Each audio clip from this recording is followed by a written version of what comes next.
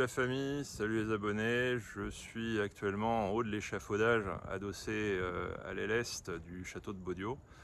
On est mi-septembre, il fait super beau en Bretagne et donc l'occasion pour moi de tourner cette petite vidéo du journal des travaux et de regarder ce qui a été fait sur les 15 derniers jours. Alors vous pouvez voir derrière moi le gros boulot là, qui a été commencé, initié, c'est la réfection de la toiture de l'aile est, la dernière partie puisque l'aile est avait été commencée en juin, on avait refait la charpente, les coyots, la couverture en ardoise, on avait pu voir tout ça dans quelques journaux et quelques vidéos dédiées. Début septembre, on a fait le toit du bar. Donc on ira voir parce que la dernière fois, tout n'était pas encore terminé. Donc là, il y a une grosse partie qui est finie. On va aller voir. Il reste encore un truc à faire. Et puis donc là, sur nos travaux de structure extérieure, c'est la dernière grosse partie à faire. C'est cette couverture de l'aile est qui n'avait pas été changée depuis très longtemps. Les couvreurs là, qui ont enlevé toutes les ardoises m'ont dit la charpente, elle était vraiment très vieille. Donc le charpentier, d'abord les couvreurs sont venus retirer les ardoises, le charpentier vient d'enlever tout ce qui était pièces de bois qu'on ne gardait pas, et il va refaire une charpente propre comme la dernière fois, sur laquelle les couvreurs pourront reconstruire. Également, vous pouvez voir juste derrière moi, là ici, les maçons sont également passés, ont refait de la structure sur la cheminée là, qui était un peu fendue. Ils ont refait un truc de propre et qui tiendra bien. Voilà, on a d'autres choses à voir. On va aller faire un petit tour, comme d'habitude. Ce sera l'occasion à nouveau de visiter le château. Et puis sinon, je vous dis aussi, on a passé les 900 abonnés. Là, on a pas mal de vues, donc on est assez content. On a la chaîne qui marche bien. C'est très motivant pour faire des vidéos. Donc, si vous voulez nous faire plaisir, nous encourager, abonnez-vous, activez la cloche de notification éventuellement. Ça vous permet de recevoir des notifs quand on publie une nouvelle vidéo. Et puis je crois que ça améliore aussi un petit peu dans les algos la présentation de nos vidéos. Donc voilà, ça peut donner un petit coup de pouce. Et en tout cas, ça fait toujours plaisir. Voilà, allez, c'est parti. On va commencer par le haut du toit de l'aile est. Et qui a été, où on a commencé les travaux. Ça commence par le démontage complet. Donc retrait des ardoises, retrait des Velux également. Il y avait 3 Velux là, un là, un là-bas, qui n'étaient pas en très bon état, donc on va probablement les changer. Et puis ensuite, le charpentier qui est venu retirer les pièces de bois, également faire pas mal le ménage. Il s'est rendu compte d'un truc assez intéressant, c'est ici. On avait, alors c'est plus ou moins, on va appeler ça une corniche, mais qui fait aussi office de panne sablière. La panne sablière, c'est en général la dernière panne qui est en haut du mur, sur lequel vont venir s'appuyer les chevrons. Alors je crois qu'il a besoin de cette structure pour venir appuyer justement sa future charpente et les chevrons. Et donc on a cette pièce qui était peut-être avant, qui était peut-être pas en bois, ça a peut-être été remplacé à une époque. En tout cas aujourd'hui on a cette pièce qui est en bois, qui est moulurée et qu'il faut refaire. Là elle a l'air en bon état sur cette partie-là, mais de l'autre côté, ici là d'ailleurs il a commencé à découper, là c'était pas en très bon état.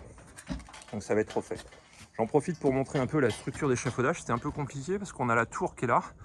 Et pour évacuer, c'était pas évident. Parce qu'ici on a le clos, donc on peut pas sortir.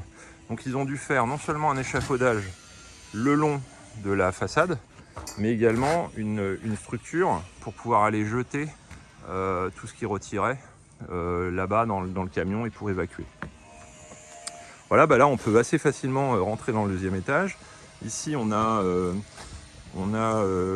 les toilettes qui seront toujours des toilettes demain.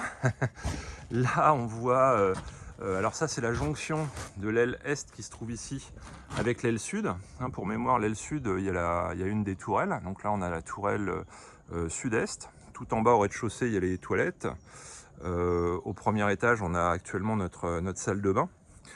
Et puis ça monte un peu, et au-dessus c'est un peu le logement des chouettes quand même. C'est les chouettes et frais qui sont là, qui viennent nous visiter régulièrement.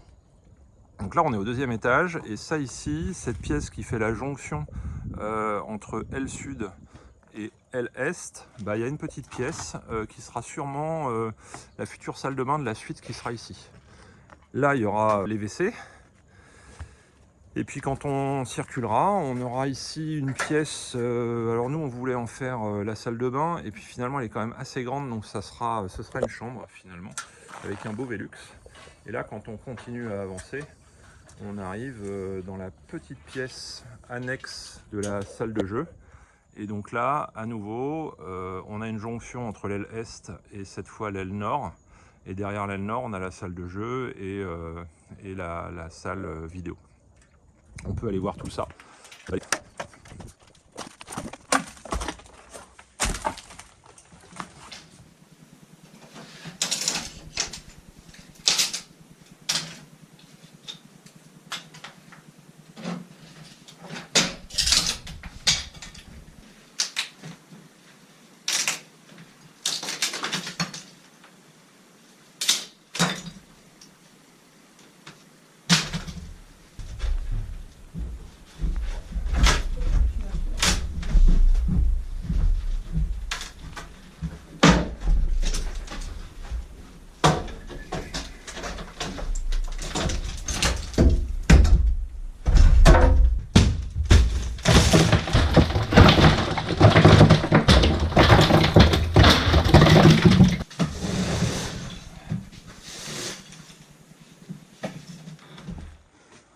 Voilà, donc la salle Arctique dans laquelle on a bossé avant le retrait de la couverture. Bah, on a retiré les plafonds et puis on a retiré ce qui restait à retirer. Le plâtre avait déjà été fait en grande partie, donc les latis, un gros tas de latis qu'on a retiré et qu'on a évacué. Le haut là également. Et puis il restera cette cloison qu'on va enlever aussi. Donc ça nous fera une belle pièce qui servira sans doute finalement de chambre. Au début on voulait en faire une salle d'eau pour la suite, mais on va essayer finalement d'en faire une chambre avec un beau Velux. Et la salle d'eau on la mettra plutôt ici, donc dans la pièce là qui est l'ancienne cuisine et qui fait la jonction L sud L nord. Voilà. On a eu aussi quand même un gros travail d'évacuation, nous, Sophie et moi là, enfin plutôt Sophie d'ailleurs qui a évacué tous les cailloux. Il en reste un. Il reste un caillou là ici. Alors tout ça c'était des cailloux qui venaient du mur au-dessus, qui avait été démonté pour refaire la noue. Donc on a évacué tout ça. Voilà, alors ici, ça devrait être plutôt qu'une cuisine, une jolie petite salle d'eau avec une douche et une baignoire, et qui sera associée à la pièce qui est juste à côté, la grande chambre juste à côté. Du coup, ben, quand on ira là vers l'est, on aura soit ici une chambre pour la suite, une chambre secondaire, par exemple pour des gens qui ont des enfants, ou soit, bah, comme on peut passer dans notre partie privative, ça sera une chambre pour nous, si la suite n'est pas occupée par des enfants. On arrive dans une petite pièce secondaire qu'on a également terminée. Alors pareil, maintenant il n'y a plus de toit, mais on a fini de retirer. Il y avait du BA13, il y avait pas mal de trucs à retirer. La cheminée là qui est rendue complètement propre, qui donne en dessous sur, on ira voir juste après, la salle d'eau de la suite Arctique qui est en dessous. Et puis enfin ici on passe dans la salle de jeu.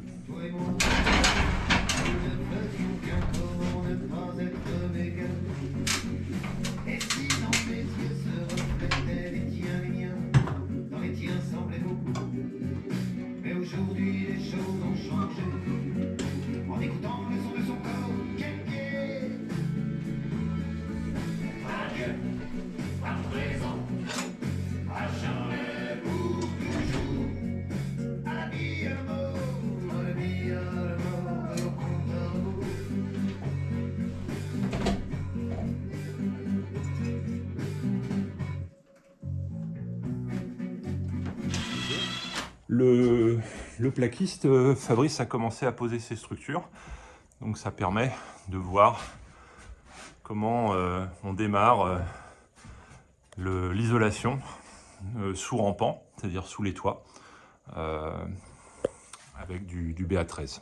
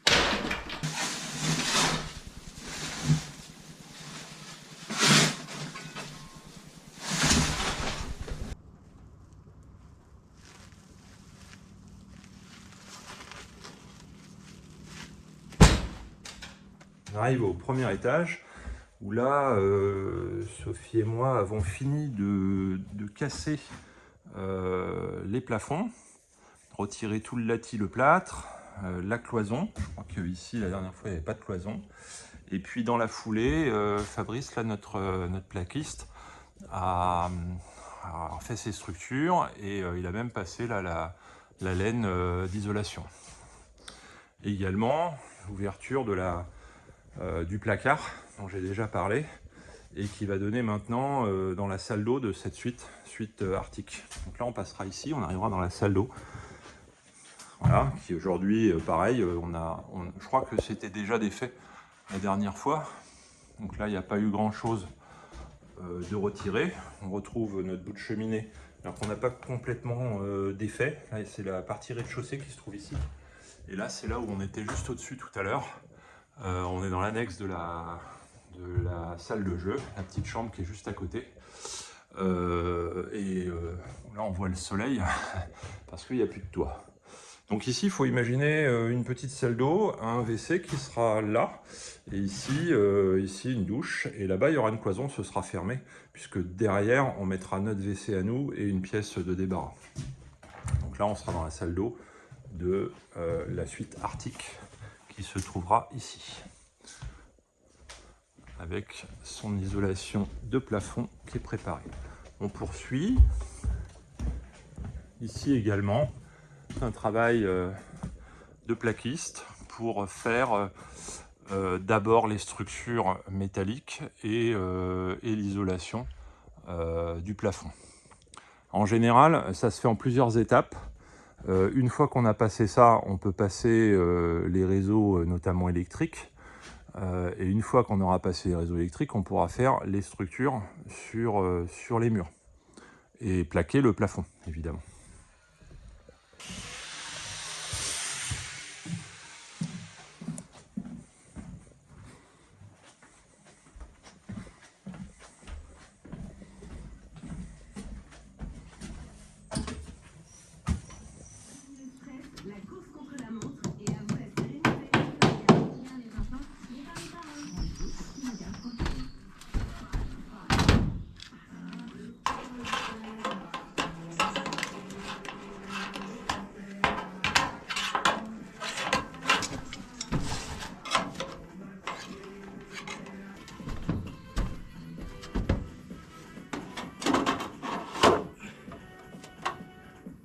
Dernier bac en travers, donc tu l'as fait en un coup ou en deux alors? En un seul coup, mais j'ai divisé sur deux bacs pour pouvoir récupérer vraiment le biais du mur, quoi. Eh ben oui. On arrive maintenant sur le toit du bar en zinc qui est entièrement terminé, en tout cas pour sa partie couverture zinc. Donc on voit ici le chéneau là, qui commence à se remplir un peu de feuilles et de cochonneries. Il va falloir venir le nettoyer. On voit que là il y a déjà des feuilles qui sont venues dans le chéneau. Donc ça, si on laisse ça trop se remplir, ça va se boucher, et d'où l'importance du trop-plein. Il faut venir défaire. Ici, on voit belle couverture en zinc. Alors, pour rappel, en fait, on a des plaques là qui font au départ 50 de large. Et une fois qu'elles sont repliées, avec les profils de chaque côté, un profil mâle, un profil femelle, elles font 42. Donc ensuite, le couvreur zinger métalleux, comme on dit, Maxime, il vient ici avec un outil pour pincer en deux fois. Il pince un pli dans un sens, pli dans un autre. Et ça fait à la fin un joint debout, extrêmement solide. On peut marcher dessus, ça ne se tord pas. Petite difficulté pour que ce soit joli. On va voir qu'ici, les deux bandes sont un peu plus étroites pour que ce soit joli par rapport à la réservation, là, au bac central pour les Velux. Donc ici, il a fait deux parties un peu plus étroites. Et puis sur le côté du mur, là, il y a une bande qui non seulement est plus étroite, mais en plus suit le mur qui n'est évidemment pas complètement perpendiculaire au toit. Donc là, il y a un pliage qui est réalisé, pliage qu'on appelle pliage en sifflet. Au-dessus, le zinc est plié, et ensuite par-dessus, il vient ramener une autre pièce de zinc. Donc les deux sont pas solidarisés, ça permet Comme c'est désolidarisé, ça permet de jouer. Et par-dessus, ça, ce qu'on appelle ici, cette partie, on appelle ça la bande porte-solin. Parce que la dernière fois, je m'étais un peu trompé dans le journal. Ce qu'on appelle le solin, c'est le revêtement, l'enduit, le ciment qu'on va venir mettre par-dessus pour rendre ça complètement étanche. Maxime nous rajoute en plus un petit produit là d'étanchéité supplémentaire. Ça doit être, je suppose, un silicone ou je ne sais quoi, qui sera en plus sous du ciment. Bon, on a également refait les seuils de fenêtres en zinc. Là, on voit cette fenêtre-là, elle n'était pas évidente et tout a été recouvert. Même les bords là qui étaient en fait en bois, et le bois avait quand même un peu pris l'humidité, donc on avait peur que ça s'abîme. Donc Maxime nous a proposé de recouvrir en zinc et c'est assez joli. Voilà, on voit de l'autre côté à nouveau, on a ce problème de parallèle. Alors là, il est encore plus prononcé. Et donc pareil, pour éviter d'avoir une bande qui se serait arrêtée au milieu, il a fallu calculer pour avoir quelque chose qui se relève en sifflet et qui va jusqu'au bout. Voilà, donc ça, pour réaliser ça et que ce soit pas trop moche, et ben en fait les deux bandes sont en réduction en oblique. Je sais pas si on voit bien là-bas, mais à l'autre bout là-bas, chaque bande est plus large qu'ici, où ici c'est tout étroit. Ça, je trouve que c'est vraiment bien réalisé, c'est très joli. C'est Maxime, métalleux de chez Yannick Moinard. Donc là, cette partie-là est quasiment finie, à part cette petite partie où en dessous on a le cadre qui a été réalisé par Nine, notre charpentier, et tout simplement on attend les Velux qui sont un peu spécifiques, donc il faut attendre la production pour pouvoir les installer. Ils vont être installés à la fin du mois. Un petit détail là qui est sympa, je ne sais pas si je l'ai déjà montré, mais je le remontre. L'arrière justement de ce cadre en bois a été également entièrement recouvert de zinc, puisqu'il faut assurer l'étanchéité. Et là à nouveau on a un problème de pente. Donc on a ici des bandes qui sont jointées soudées. On voit ici sur la différence d'épaisseur que Maxime a reproduit une pente, une qui part à droite, une qui part à gauche, pour faire évacuer l'eau. Et en plus, par-dessus, on a ici les bandes qui vont venir un petit peu comme plus haut dans le chéneau, qui vont venir amener l'eau dedans. Et là, il faut non seulement que ce soit esthétique, mais il faut éviter que l'eau remonte. Elle peut remonter hein, avec le vent, elle fait différents effets. Donc en fait, c'est également plié là-dedans. Donc je crois qu'il y a un pli comme ça et un autre pli par-dessus. Donc on s'assure que même s'il y a de l'eau qui stagne un peu ou qui remonte, ça ne peut pas passer sous le zinc. Voilà, donc tout ça est quand même très technique. Et puis enfin, également les petites sorties là en zinc de gouttière, plutôt chouette. Alors je crois ce qu'il reste à faire, c'est également toute la partie un peu maçonnerie, les fameux solins qui vont venir au-dessus de toutes les bandes porte-solins là qu'on voit. Donc là il y a un petit boulot de maçonnerie quand même hein, pour finir tout ça sur la bande porte-solin. À nouveau ici, ça avait été fait fin juin, une bande porte-solin où il faudra mettre du ciment. Puis là-bas le petit bout de ciment qu'avait fait Maxime, alors que c'est plutôt un boulot de maçon. Voilà, je crois qu'on a fait le tour de notre bar, du toit du bar.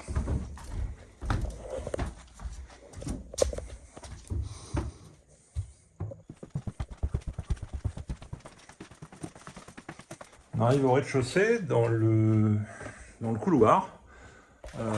Où là aussi il y a eu l'installation du début de l'isolation, début du plafond, donc installation des suspentes, des fourreaux et de la laine de verre.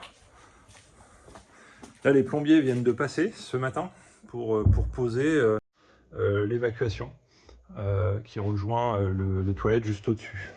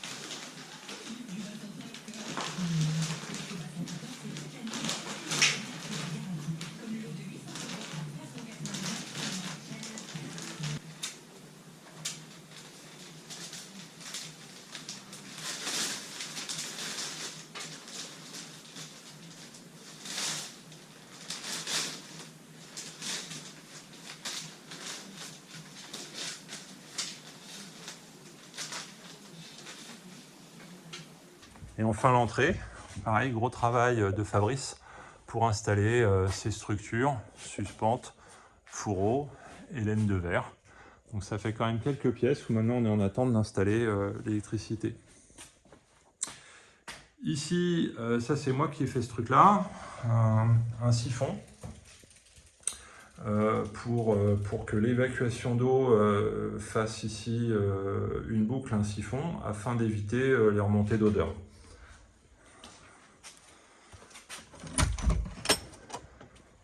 Et enfin, ici on a évacué nos tas de latis et le gros tas de pierres.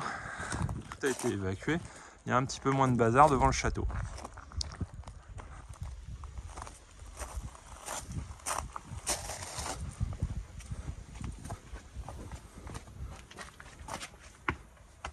Voilà, donc je profite que Florian est là pour faire un point et voir ce qui a été fait.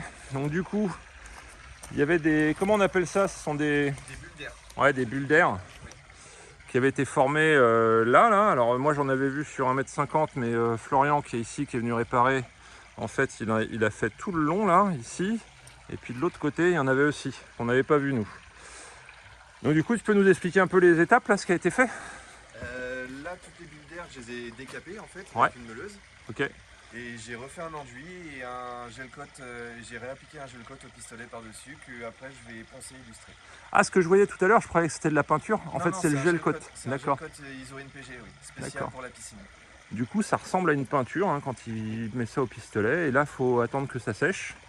C'était un peu le problème, c'est qu'on ne peut pas mettre ça quand il pleut. Parce que si on met ça quand il pleut, ça fait des bulles à nouveau. Et donc, on a dû patienter un peu parce que cette année, il pleut pas mal quand même. Un petit peu, oui. Un petit peu. Ouais. On va finir sur un sujet dont je parlais dans le journal de fin juillet, qui était, suite à la livraison de la piscine, quelques jours plus tard, on s'était rendu compte qu'il y avait des soucis, il y avait des fissures et des trous dans le gel coat.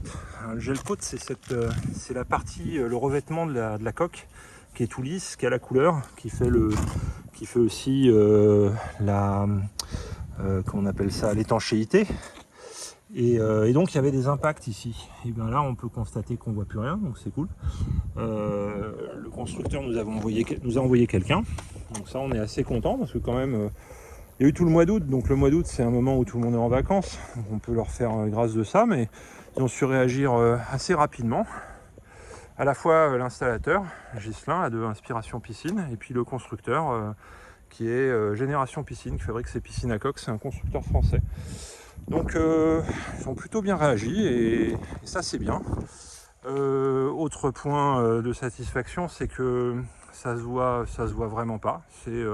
C'est assez chouette. Alors pareil, l'intervenant, nous on avait repéré des trous ici sur environ 2 mètres, mais le gars qui est venu là, qui s'appelle Florian, qui fait quasiment que ça, il venait de Vendée, il en a repéré sur tout le long et puis également de ce côté-là.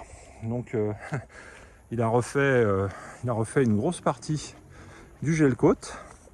Bon, il m'a dit quand même que c'était quand même probablement un souci de fabrication ou de contrôle qualité qui a été remonté au SAV du constructeur. Et puis nous, à la fois on est assez satisfait de la réaction et de notre piscine qui est réparée, et en même temps on est quand même inquiet à se dire, on espère qu'il n'y a pas d'autres endroits de la coque qui est mal fichu et qui risque de casser, quoi.